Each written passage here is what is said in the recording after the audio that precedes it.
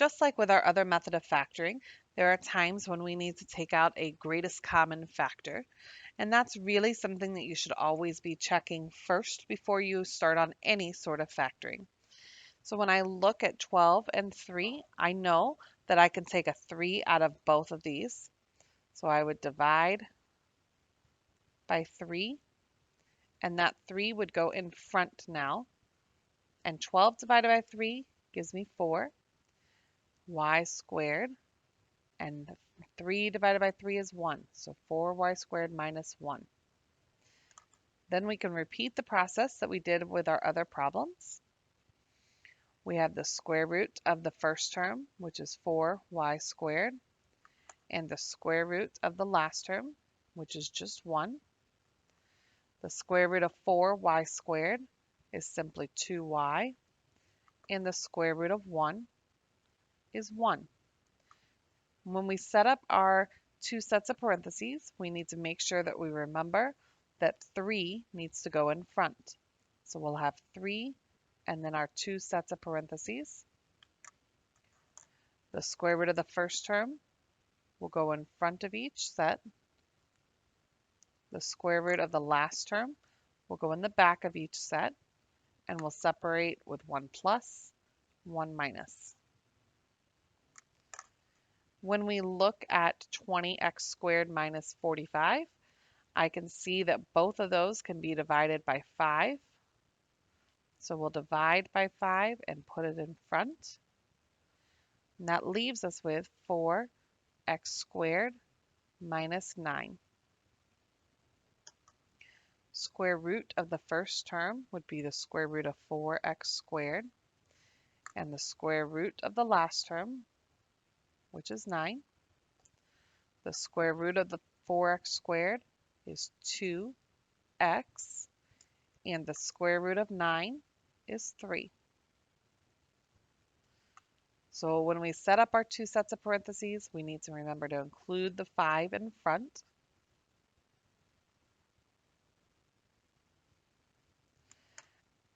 And the square root of our first term will go in front of each set.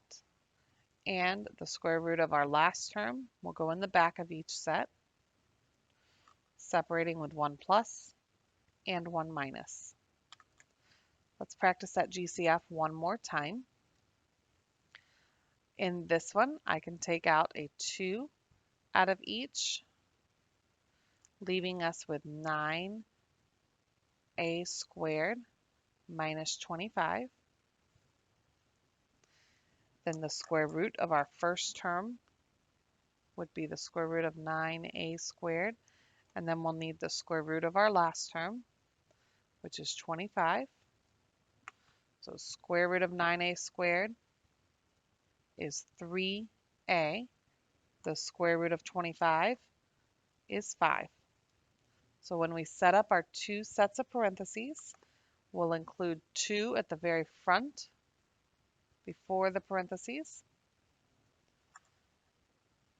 Then 3a will be at the front of each parenthesis, and 5 will bring up the back of each parenthesis, separating with 1 plus and 1 minus.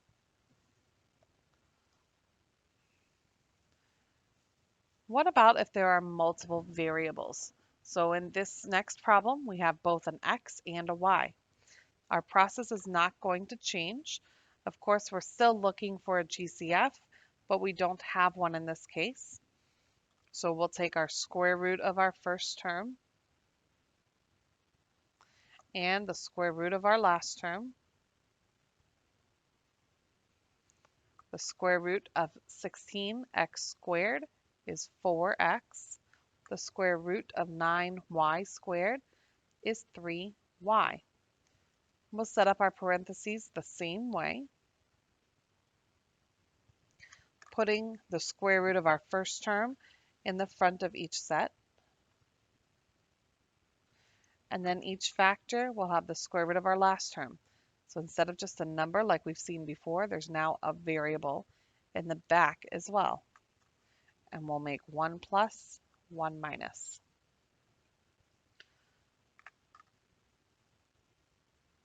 I don't see a greatest common factor that can come out of 49 and 81. So I'll take the square root of 49a squared, and I'll need the square root of 81b squared. The square root of 49a squared is 7a, and the square root of 81b squared is 9b. So we'll set up our two sets of parentheses, putting 7a at the front of each and 9b at the back. And we'll leave 1 plus, 1 minus. Last problem. We check for a greatest common factor, but I can't find one.